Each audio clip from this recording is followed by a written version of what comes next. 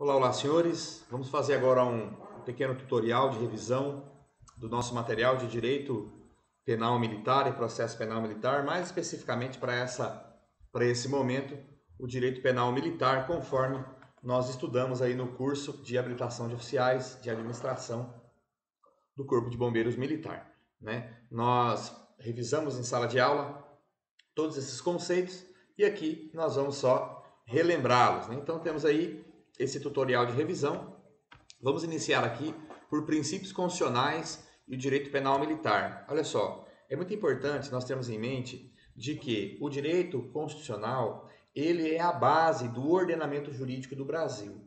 Então, não há nenhuma norma que ela pode ir de encontro à Constituição. Ela pode ir ao encontro, ser convergente, mas não de encontro. O Código Penal Militar, quanto o Código de Processo Penal Militar, lá de 1969, 1970, eles foram recepcionados pela Constituição Federal naquilo em que convergiam. Naquilo em que divergiam, essa parte divergente da Constituição Federal não foi recepcionada e não deve ser considerado. Então, quais são os princípios constitucionais que se aplicam ao direito penal militar? Todos eles, né? Porém, uns são mitigados, né? São mitigados.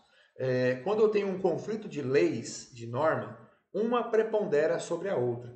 Eu só tenho a aplicação de uma norma anula a outra. Porém, quando eu tenho um conflito de princípios constitucionais, no caso concreto, um vai se sobressair e naquele caso concreto, aquele princípio vai ter a aplicação. Por exemplo, eu tenho o direito de propriedade e eu tenho o interesse público, né?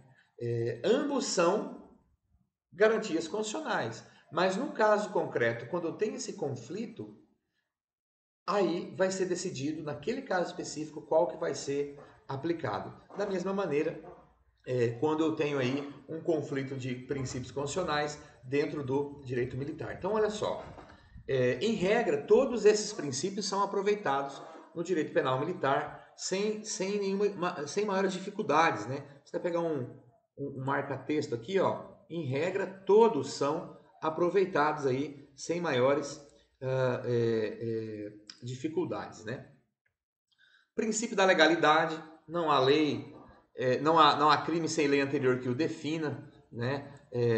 Fazendo aqui coro com o próprio direito constitucional. Deixa eu pegar só o apontador aqui. Fazendo coro com o direito constitucional, né? Esses postulados, reserva legal, determinação taxativa e retroatividade, aqui é muito interessante nós verificarmos, porque eu não posso, o que é a reserva legal?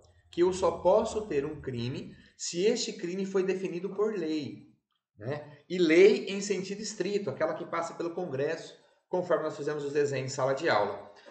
O que seria aqui, ó,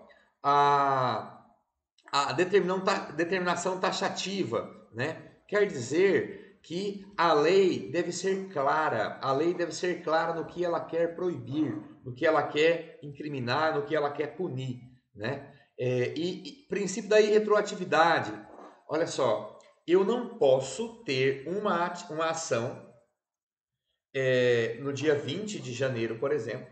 Aí no dia 25 de janeiro, essa conduta passa a ser crime. Quem praticou ela antes da vigência da lei não praticou crime, não cometeu crime. Porque se assim o fosse, nós estaremos diante de uma situação de tribunal de exceção. E o tribunal de exceção ele é vedado pelo ordenamento jurídico brasileiro. Então, assim, para ser crime, a lei tem que ser prévia, a lei tem que ser escrita, tem que ser estrita e tem que ser certa. Então, o princípio da irretroatividade é esse. Eu só posso considerar uma conduta como crime se eu tiver uma lei anterior que a defina, né? Uma lei penal, naturalmente. Então, não há que falar em algo diferente disso aí. Dando continuidade, né? Princípio da insignificância e seus vetores, né? Isso aqui é um princípio do direito constitucional, né? Mas o Supremo Tribunal Federal, no habeas corpus 94931 do Paraná, relatoria da ministra Ellen Grace, ele disse o seguinte, ó: no direito penal militar cabe sim o princípio da insignificância, Porém, este princípio, ele é mitigado. O que é ser mitigado? Né? Ele deve ser analisado com maior rigor. Por quê? Por quê que ele deve ter um maior rigor do que o direito penal comum? Nós falamos várias vezes em sala de aula que os crimes militares, todos, sem exceção, são de ação penal pública. Por quê? Porque eu tenho bens jurídicos diferenciados. Eu tenho a proteção imediata e eu tenho a proteção mediata desses bens jurídicos, né? Então, por exemplo, a manutenção da regularidade das instituições militares, a manutenção da disciplina, da hierarquia. Então, condutas que podem ser simples na justiça comum, na justiça militar é considerado mais grave, e é por isso que o princípio da insignificância, ele é assim aceito, porém com com maior rigor em sua avaliação, né? Isso segundo o Supremo Tribunal Federal. Então eu vou aplicar o princípio da insignificância, porém ele vai ser mitigado. Um exemplo, senhores, é a lei de drogas. A lei de drogas, por exemplo, se a pessoa é encontrada com um toco de maconha, uma quantidade mínima de droga, pode ser considerado insignificante, mas na lei militar não. Um militar é encontrado, por exemplo, em uma revista de armário que esteja no seu bolso, uma pequena quantidade de droga em um lugar sujeito à administração militar, conforme tem disposição lá no artigo 290, é crime militar. É o mesmo crime dele traficar. Por quê? Porque o próprio STF informou que drogas e quartel não existem, né? Aos homens das armas deve ser empregado um maior rigor para essa manutenção aí, dessa regularidade das instituições militares, né? Então, o princípio da insignificância possui fundamentação sim lá no artigo 209, parágrafo 6º do Código Penal Militar, né? O exemplo que nós temos é a lesão corporal levíssima, né? Ainda tem no artigo 240, parágrafo 1º, que trata do furto de pequeno valor, né? Um princípio cunhado lá na Alemanha, porém, no crime de drogas especificamente, né? No crime de drogas aqui, a segunda turma é a favor, a primeira turma é contra no STF, né? Tem essa discussão da aplicação ou não, mas prepondera hoje de que não se aplica o princípio da insignificância no crime de drogas no quartel, né? Drogas e serviço são coisas aí que não combinam, né? Nós demos um exemplo lá em sala de aula de um funcionário de uma repartição pública qualquer, por exemplo, fazer uso de substância entorpecente e ver elefantes voadores. E um policial militar, um bombeiro militar, de posse de uma arma de fogo com, né, grande poder aí e capacidade lesiva, também fazer posse de arma de fogo. Desculpa, fazer posse da substância entorpecente. Vai ser muito mais danoso para a sociedade esse militar aí do que um funcionário de qualquer outra repartição pública, que ele vai apenas lá cometer uma falta ética, né? Ele não tem o potencial de lesividade que tem o militar, justamente por ser aí um homem das armas. O princípio da individualização da pena também ele é aplicado, né? A pena não pode passar da pessoa do condenado, né? Não há previsão de progressão de regime no CPM. Nós vimos isso aqui, porém nós utilizamos a LEP, né? Deixa eu ver se eu consigo escrever aqui. Nós utilizamos a LEP na Justiça Militar do Estado e há as progressões, né, definidas lá na Lei de Execuções Penais, Lei 7.210, por decisão lá do Supremo Tribunal Federal, justamente nesse HC aqui, 104.174 do Rio de Janeiro, relatoria do ministro Aires Brito, em que pese não haja progressão de regime, a previsão no CPM é aplicado, mas não será questão aí de cobrança, mas só para nós superarmos esse tópico, né? Aplicação da lei penal militar no tempo. Como que eu vou trabalhar a lei penal militar no tempo? Percebam, senhores. A regra é a teoria da atividade. Então, via de regra, considera-se praticado o crime no momento da ação ou da omissão, né? Eu tenho lá o artigo 1º do CPM, tenho lá o inciso 39 do artigo 5º da Constituição Federal, né? Essa é a regra. E essa regra aqui, ó, ela traz a irretroatividade. Ela traz a irretroatividade, ou seja, eu tenho crime se eu tenho uma lei anterior que o defina. Da mesma sorte aqui, inclusive com os mesmos dizeres, né, o inciso 39 do artigo 5º da Constituição Federal. Porém, eu tenho uma exceção. Excepcionalmente, eu tenho a extratividade da lei penal militar, né? Então, a regra é a lei penal não retroage, o inciso 40 do artigo 5º da Constituição Federal, né? Agora aqui é o seguinte, senhores, se tiver uma pergunta genérica assim, ó, a lei penal retroage?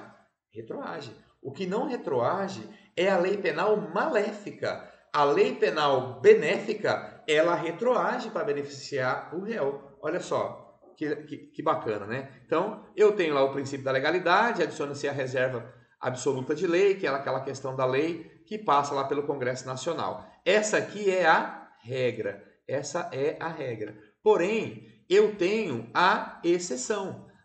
Em sede de exceção, eu tenho os casos de retroatividade da lei penal. Abolício crimes, quando deixa de ser crime, artigo 2º do Código Penal Militar. A lex missior é justamente a lei penal benéfica. É aquela lei que ela retroage para beneficiar. Por exemplo, eu tenho lá um crime que traz uma punição de reclusão de 2 a 5 anos. De repente eu tenho uma lei que diz que não é mais reclusão, que ela é detenção de 6 meses a 1 ano. É claro que é mais benéfico, então ela vai sim retroagir dentro do critério de exceção lá do artigo 2º e seus parágrafos, né, do Código Penal Militar, né? E eu tenho também a questão da ultratividade. A ultratividade, né? Extratividade é gênero, das quais são espécies a retroatividade e a ultratividade, aqui para trás, aqui para frente, né? Por exemplo, uma lei penal temporária ou excepcional, falamos aqui, por exemplo, de tempo de guerra, né? Tempo de guerra, os crimes praticados durante o tempo de guerra, mesmo tendo cessado a guerra, declarada a paz, eles serão punidos com as regras daquele tempo. Então, vou ter a ultratividade para frente da lei penal militar, né? Prosseguindo aqui, ainda sobre lei penal no tempo, questão das medidas de segurança, né? O artigo 3º do Código de Processo Penal, ele não foi recepcionado, né? Ele não foi recepcionado, porque ele falava assim, ó, que a lei vigente é o tempo da execução. E não, né? Tanto a Constituição Federal admitiu o princípio, a teoria da atividade com relação à lei penal no tempo. Considera-se praticado o crime no momento da ação ou da omissão. Então, não poderia ser aplicado lá, por exemplo, uma regra do tempo da execução. Então, o artigo 3º do CPM não resiste, né? Não resiste aos dispositivos constitucionais, não foi aí recepcionado, né? Previsão legal do tempo do crime está no artigo 5º do Código Penal Militar, o seguinte dizer, né? Considera-se praticado o crime no momento da ação ou da omissão, ainda que outro seja o momento do resultado, né? É o correlato do artigo 4º do Código Penal Militar. Eu tenho a chamada teoria da atividade ou teoria da ação como regra, né? Como regra. E para que serve isso? Serve para eu analisar a prescrição, para eu analisar se no momento da conduta a pessoa sabia o que estava fazendo e poderia se comportar conforme esse entendimento, que é a questão da imputabilidade, né? A questão da lei excepcional, tudo isso aí importa, né? Você definiu o momento do termo inicial da prescrição a partir do momento que você passa a contar, né? Como outras questões, né? Já com relação ao lugar do crime, já no artigo 6º do CPM, então eu não posso confundir. Tempo do crime é o momento em que ele foi praticado. Lugar do crime é onde ele foi praticado. E as teorias divergem. E aqui no artigo 6º eu tenho uma diferença do Código Penal comum, né? Isso aqui é cereja do bolo, né? Então o que diz o artigo 6º? Considera-se praticado o fato no lugar em que se desenvolveu a atividade criminosa no todo ou em parte e ainda que sob forma de participação, bem como onde se produziu ou deveria produzir-se o resultado, né? Até aqui é tudo igual ao CP. Aí aqui, ó, eu tenho a cereja do bolo, né? O que diz aqui, ó? Nos crimes omissivos o fato considera-se praticado no lugar em que deveria realizar-se a ação omitida, né? Então veja bem, eu tenho como regra, deixa eu pegar outra cor aqui, eu tenho como regra a teoria da ubiquidade e não da atividade com relação ao lugar do crime. Então, tempo do crime, teoria da atividade, né? Lugar do crime, regra, teoria da ubiquidade. Tanto faz ser onde praticou a conduta, onde se deu o resultado. Eu atiro em alguém lá em Candeias, ele é socorrido para Porto Velho e morre aqui. Eu considero praticado o crime, pode ser em Candeias e pode ser em Porto Velho, não faz diferença. Isso nos crimes comissivos. Mas, com relação aos crimes omissivos, não. Com relação aos crimes omissivos, eu tenho um diferencial, que é justamente a teoria da atividade. Então, a regra é teoria da ubiquidade para o lugar do crime, porém, eu tenho aqui a teoria da atividade com relação aos crimes omissivos, né? Com relação aos crimes omissivos, aqui, ó, é o lugar onde deveria se dar a conduta. Aqui é o diferencial, é a cereja do bolo, né? Por exemplo, o ato libidinoso, né? Lá do artigo 235, o ato libidinoso, na verdade não é nem ato libidinoso, o nome do crime lá no CPM é o crime de pederastia. Ele só vai ser crime de pederastia se for em lugar sujeito à administração militar, né? Então, o 290, ele só vai ser crime 290 se a posse da droga ou a mercância for em lugar sujeito à administração militar. Então, eu tenho aí essa questão como exemplo, né? Importância prática que é em razão... Opa, errei aqui, deixa eu ver onde é que está a borracha. Borracha aqui. Que é em razão justamente aí do lugar, né? Em razão do lugar. Ainda sobre lei penal no espaço, né? A regra da lei penal no espaço, princípios reitores, territorialidade e extraterritorialidade. A regra é, aonde quer que esteja o militar, a regra é que seja aplicada a lei penal brasileira. Qual a exceção? Se eu tiver um tratado ou se eu tiver lá uma outra regra de direito internacional, né? Diferenciando. O exemplo aqui são as forças de paz.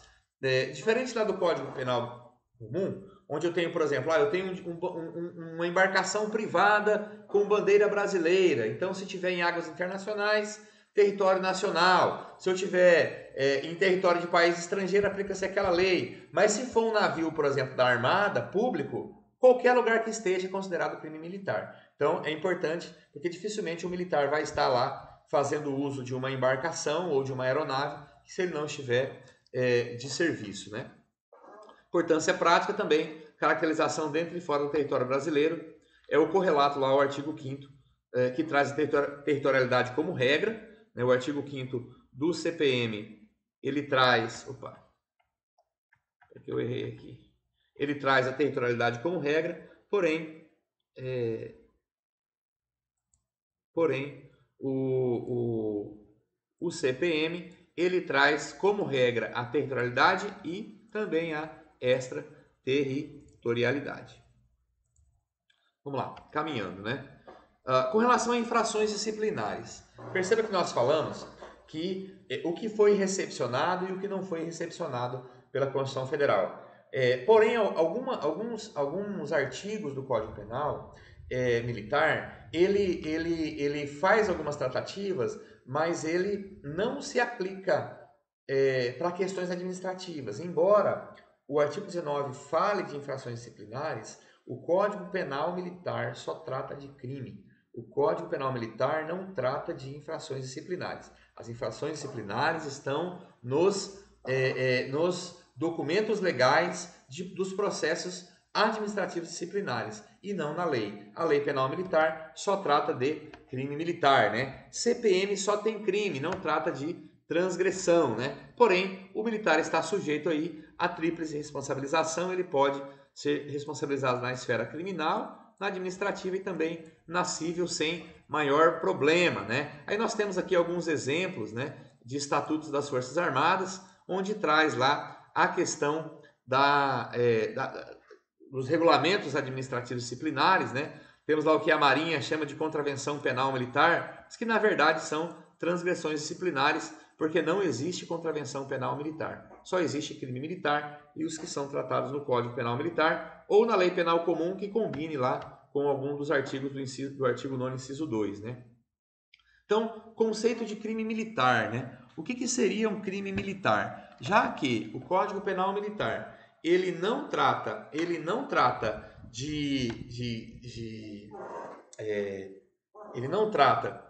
de transgressões, só trata de crime. O que seria um crime militar? A primeira pergunta que se faz para você saber se determinada situação é crime ou não é: está na lei? Qual lei? Primeira coisa, no Código Penal Militar. Então, tudo que está descrito no Código Penal Militar como crime é crime militar. Mas eu tenho, com o advento da Lei 13.491, os chamados crimes militares por extensão. Do dia 15 de outubro de 2017 para cá, eu tenho os chamados crimes militares por extensão, crimes militares por equiparação ou extravagantes, né, conforme a doutrina que você adotar aí. Então, por exemplo, eu posso ter agora uma descrição típica em uma lei que não o Código Penal Militar, mas se ele for praticado dentro de uma daquelas situações do artigo 9º, inciso 2 e alíneas, será crime militar. Exemplo, abuso de autoridade. Eu vou lá e pratico abuso de autoridade, né? E eu sou militar em atividade e estou de serviço. Então eu tenho um crime militar de abuso de autoridade, né? É importante ter isso aí muito bem definido, né? Então o que é crime militar? É aquelas situações que estão previstas no Código Penal Militar e aquelas que estão previstas na Lei Penal Comum, combinando com o artigo 9º, inciso 2, que podem, nessas hipóteses, especificamente também serem crimes militares, né? Por exemplo, lavagem de capitais, organização criminosa, estupro de vulnerável, desde que eu tenha essa possibilidade de encaixar lá em uma das situações das alíneas do inciso 2 do artigo 9º, que trata dos crimes militares em tempo de paz, né?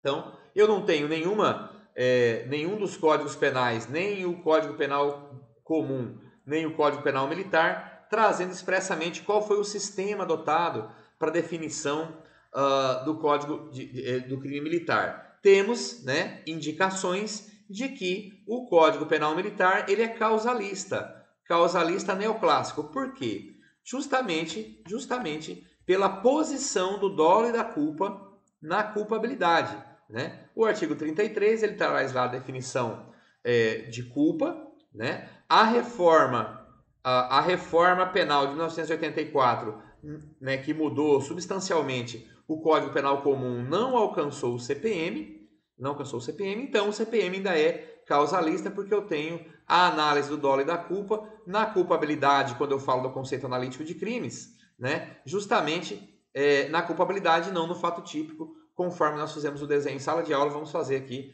na sequência, né? Isenção de pena pela exclusão de dolo no erro de fato aceitável, do artigo 36, chamado dolos malos, né? Ele não tinha a intenção, porque estava diante de uma discriminante putativa. Exigibilidade de conduta diversa também é elemento da culpabilidade, né? Conforme o artigo 38 e 39, a chamada teoria psicológico-normativa, né? Exigia-se daquela pessoa que ela tomasse uma conduta diversa, sim ou não? Né? Aí eu tenho aqui essas duas situações que podem lá ser dirimentes, né, de culpabilidade, justamente por não se exigir que ele tivesse uma conduta normativa diferente, aliás, uma conduta pessoal diferente pela circunstância, né? Por isso é chamada teoria psicológico-normativa. Então eu tenho aqui, ó, esse aqui é o conceito analítico de crime no CPM. Então eu tenho o fato típico ele tem como elementos a conduta humana, voluntária, omissiva ou comissiva, e eu não analiso dolo e culpa nesse momento, é só a mera causação, né? Então assim, ó, ele quis puxar o gatilho do revólver ou ele não quis puxar? Nesse momento eu só analiso isso. Eu não vou perguntar se ele quis matar. A pergunta se ele quis matar, se era doloso ou se era culposo, eu vou fazer lá na culpabilidade e não aqui no fato típico, né? Resultado, tipicidade, da mesma forma, né? Eu tenho a questão da ilicitude, né? Da concepção material, tem as excludentes de ilicitude, estado de necessidade, né? A legítima defesa, o estrito cumprimento do dever legal, o exercício regular de direito. e eu tenho a culpabilidade, que vai trazer como elementos, né? A imputabilidade, se a pessoa sabia no momento da ação da omissão que estava fazendo, o dolo, né? Ou a culpa, que é o chamado dolus malus, qual é a intenção, né? Eu vou encaixar, por exemplo, no homicídio doloso, ele quis o resultado, eu vou analisar aqui, ó, na culpabilidade e não aqui no fato típico, como acontece com o Código Penal brasileiro, né? E por fim, a exigibilidade de conduta diversa, que entra lá como uma dirimente de culpabilidade e não uma excludente, né, de tipicidade.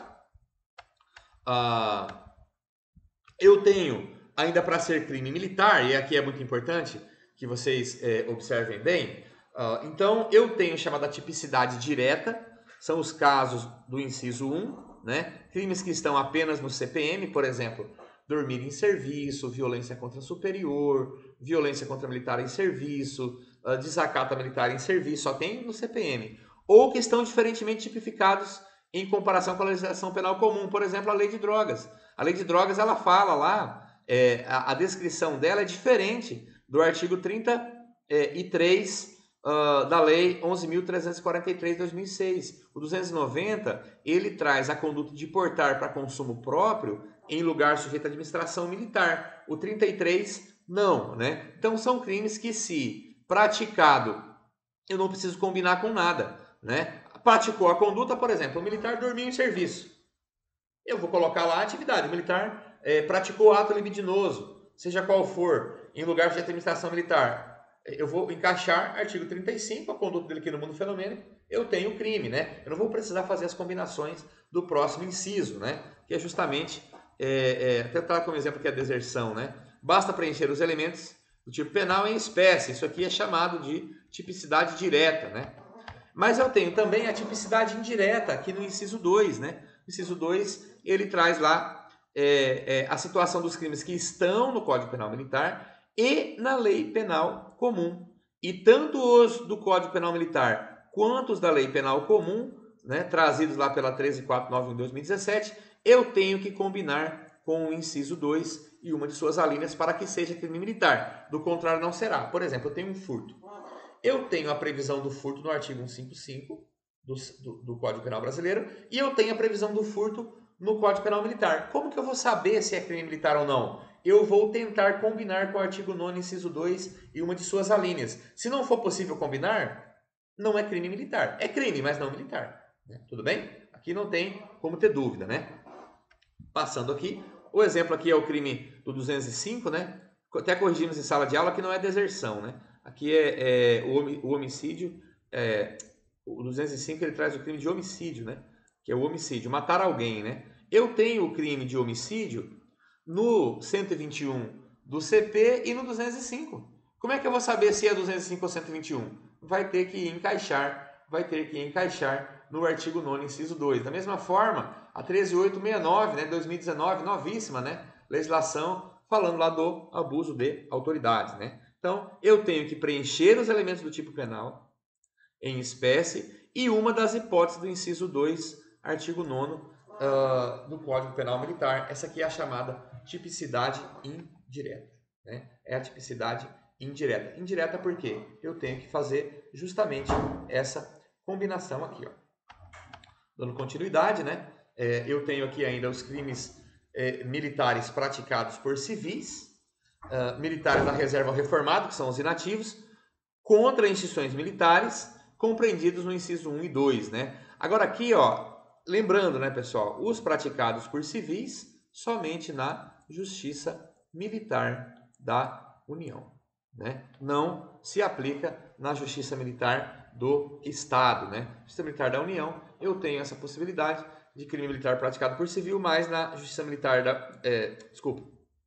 na Justiça Militar da União eu tenho essa possibilidade, porém na Justiça Militar do Estado não é possível, né? Ainda assim, é necessário preencher os elementos do inciso 3 do artigo 9º do CPM. Também eu estou diante da tipicidade indireta, crime praticado por civil ou militares inativos, né? Aqui trazendo as hipóteses, né? O inciso 1, ele traz lá a situação dos crimes de tipicidade direta, né? Qualquer que seja o agente, salvo disposição especial, né? Mas a regra é essa aqui, ó. Qualquer um pode cometer crime militar na Justiça Militar da União, tanto militar quanto civil, tanto militar em situação de atividade, militar em situação de inatividade, ele pode praticar. Tem aqui vários exemplos, né? Crime de drogas, por exemplo, vai lá um militar da reserva, né? Portando droga lá dentro do quartel, ele vai ser enquadrado aqui no inciso 1, porque é tipicidade direta. Agora o inciso 2, como nós falamos, para que seja como crime militar, como ele tem uma definição idêntica na lei penal comum, né?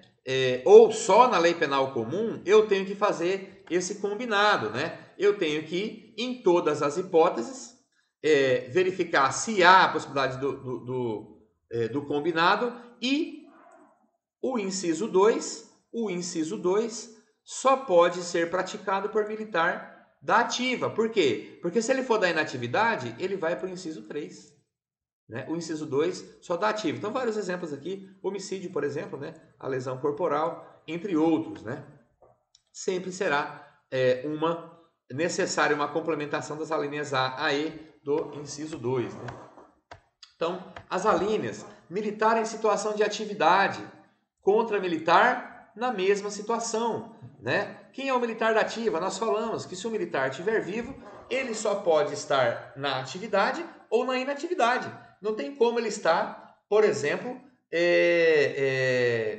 em uma outra situação.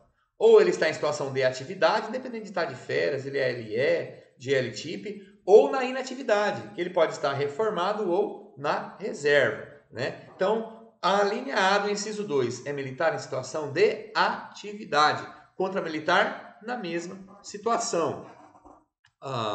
Eu tenho lá a questão da linha B, que trata do crime militar praticado por militar da ativa contra civil, né? Reformado ou reserva, que é o inativo,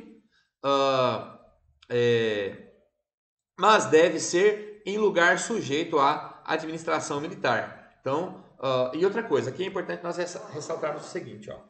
Lugar sujeito à administração militar não é um lugar da administração militar, é um local que está sob a administração militar. Então, por exemplo, uma sala de aula alugada, um acampamento, um bivac, né, um local de operações, desde que esteja sob a administração militar, não precisa fazer parte do patrimônio da instituição militar. Né? Eu consigo enquadrar ainda lá na linha B do inciso 2. Né? Tem alguns critérios doutrinários, né? Então tem lá quartéis, bases, né? Hotel de trânsito, alguns exemplos aqui do crime doloso contra a vida, né? Que aí, mesmo sendo crime doloso contra a vida, se for de civil, ele vai para o tribunal do júri. Agora, se o crime doloso contra a vida for de militar, aí eu tenho lá a competência da Justiça Militar. Inclusive tivemos um caso, né? Infelizmente, em Rondônia, em que um militar matou o outro dentro do quartel. Eu tenho lá 2 enquadramentos, né? Lugar sujeito à administração militar em situação de atividade contra militar na mesma situação. Ele foi lá processado e julgado pela Justiça Militar, foi condenado, né? Perda da função, né? Ficou preso, mas infelizmente a vítima lá veio a óbito, né? A linha C é a regra, né? Militar em serviço, e aí o serviço ele pode ser o lugar do serviço ou o próprio serviço, por exemplo, um setor, né? Um posto fixo, um posto móvel, né? E da mesma maneira tem aqui a questão do crime doloso contra a vida de civil. Ele somente será competência da Justiça Militar nos casos específicos do parágrafo 2º do artigo 9º, nós vamos falar ao final. Súmula 06 do STJ teve o overruling dessa súmula, né? Também não vai ser questão de cobrança na nossa avaliação, mas só para ultrapassarmos esse tópico, né? A linha D, militar em período de manobra, exercício contra civil reformado em qualquer lugar, né? E aqui nós temos lá em razão do tempo, né? Então é diferente do militar de serviço.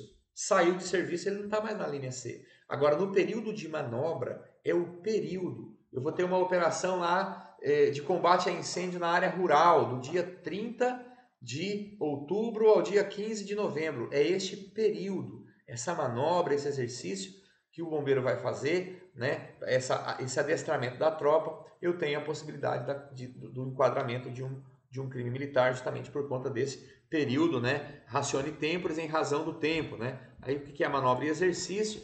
Nós falamos em sala de aula, da mesma sorte aí, se o crime é doloso contra a vida de civil, competência do tribunal do júri, né, a não ser os casos do parágrafo 2º na Justiça Militar da União. A linha E, fala militar da ativa contra patrimônio sob administração militar, ou a ordem administrativa militar, então em razão da matéria, né? E aqui repetindo, né? O patrimônio sob administração militar e não da administração militar. Exemplo são as viaturas locadas, né? O bombeiro vai lá, fica emputecido por causa de uma escala, pega a marreta e começa a quebrar a viatura locada. Mas essa viatura não está fazendo parte do patrimônio do Corpo de Bombeiros, mas está sob administração militar. Então eu tenho aqui o enquadramento na linha E, inciso 2, né, do CPM. Né? Falar aqui dos crimes militares em tempo de paz, já finalizando aqui nossa revisão, né? Essa mudança veio pela Lei 13.491. Então, os crimes militares de que trata este artigo, ou seja, os crimes militares em tempo de paz, né? Quando dolosos contra a vida e cometidos por militares contra civil, aí são todos os militares, serão de competência do júri. Competência do júri. Aí eu tenho aqui, ó, o parágrafo 2º que fala, ó, os crimes de que trata esse artigo, quando dolosos contra a vida de civil e cometidos por militares das Forças Armadas. Ou seja, aqui eu já tiro a PM, e eu tiro o Corpo de Bombeiros, porque nós não somos Forças Armadas, nós somos Forças Auxiliares, né? Forças Auxiliares e Reserva, né? Serão da competência da Justiça Militar da União, ser praticados em qual contexto? Então não é todos não, é se forem nesse contexto. Cumprimento de atribuições que lhe forem estabelecidas pelo Presidente da República ou pelo Ministro da Defesa, né? Ação que envolva segurança de instituição militar ou de missão militar, mesmo que não beligerante, por exemplo, aquele soldado que está lá fazendo a segurança do quartel, né? Ele vai lá e mata alguém nessa situação, competência da Justiça Militar da União, né? Inciso 3, atividade de natureza militar, de operação de paz, garantia da lei e da ordem, ou de atribuição subsidiária, realizados em conformidade com o disposto do artigo 142 da Constituição Federal e na forma dos seguintes diplomas legais, né? Eu tenho aqui o Código Brasileiro de Aeronáutica, que ele faz menção da lei do abate, né? O piloto de caça que vai lá, abate a aeronave hostil, certamente vai haver morte, né? Tem lá a linha C, né? O Código de Processo Penal Militar, em casos específicos também, e o Código Eleitoral, em caso de garantia da apuração, da votação e da apuração. Aqui, senhores, já fechando a nossa revisão, né? O sucesso vem durante a noite que vocês estudam, né? Porque durante o dia você faz o que todo mundo faz. Então, muito obrigado a todos aí, boa prova. Essas aí serão os nossos tópicos principais, né?